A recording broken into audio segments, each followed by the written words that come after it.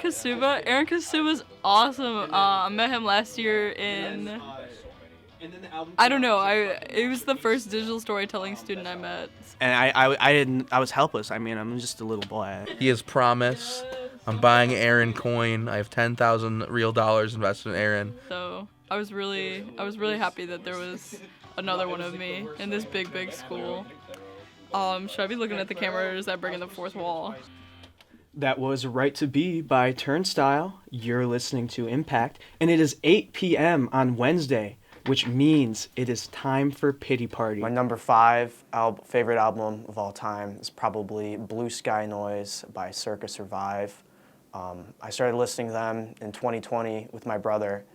We'd listen to them on the way to school, so I kind of have like a nostalgia factor for them, even though they're like a pretty old band, of just like driving to school with my brother, because he used to drive me to school every day, and he's the one that put me onto them. So, yeah, a lot of nostalgia for them. Still one of my favorite bands right now.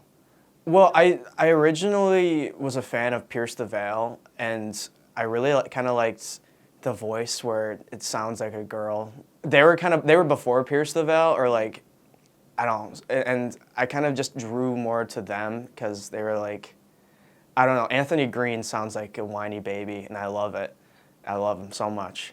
Yeah, it's nostalgia, and I like the way I love Anthony Green's voice so much. So probably my 4th favorite album of all time would be Self-Titled by American Football.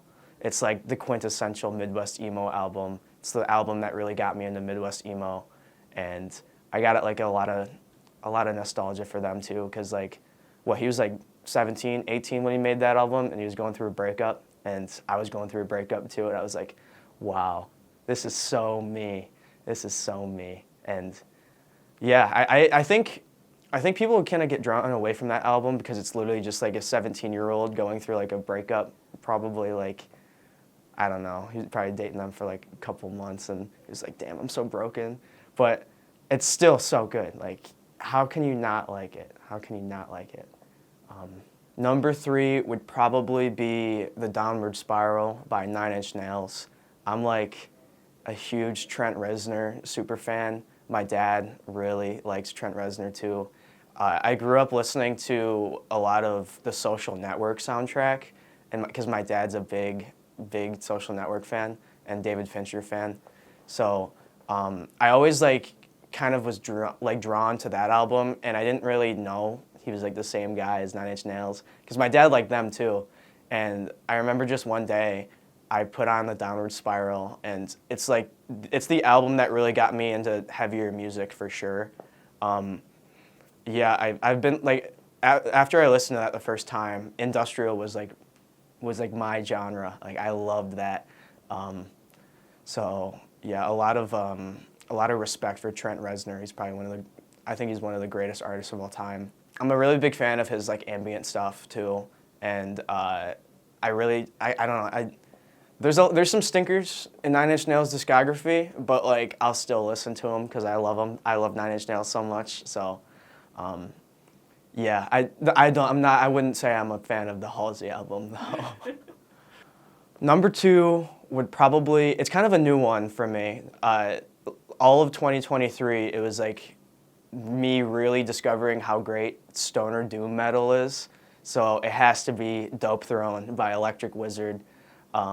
It's literally the best doom metal album of all time. I don't care if you like Black Sabbath, Master of Reality, or what, but like Electric Wizard on Dope Throne, there's nothing that compares to it. It's the heaviest, probably one of the heaviest albums I've ever listened to in my life. Yeah, there's not much else to say about that. They're British, which sucks, but number 1 album, it's got to be Atrocity Exhibition by Danny Brown. Danny Brown's my favorite rapper, and we actually had the pleasure of having him here perform at the spring concert last spring. And I thought, like, I don't know, when I signed up for Impact my freshman year, I would have never thought that we would have been able to get Danny Brown to perform at the Breslin Center.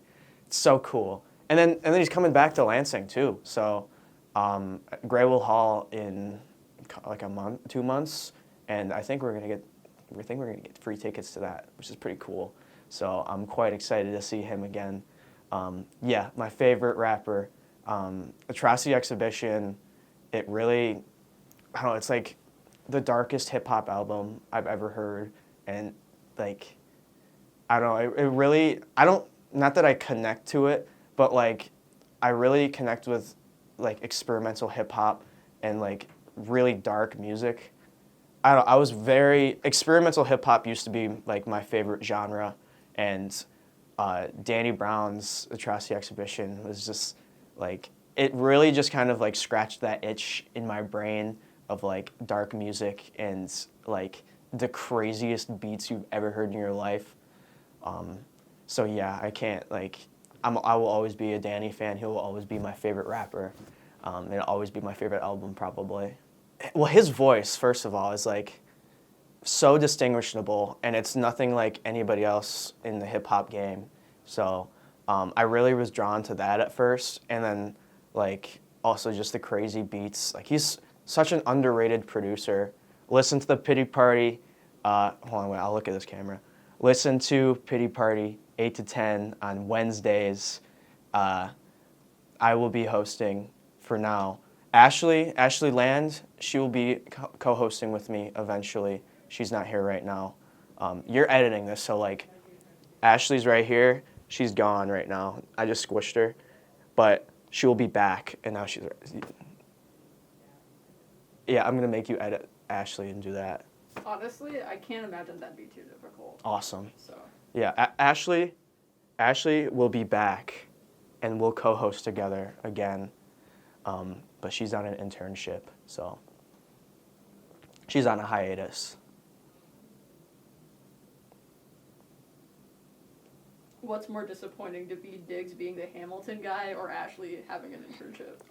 Definitely David Diggs being the Hamilton guy. I can't stand Hamilton now.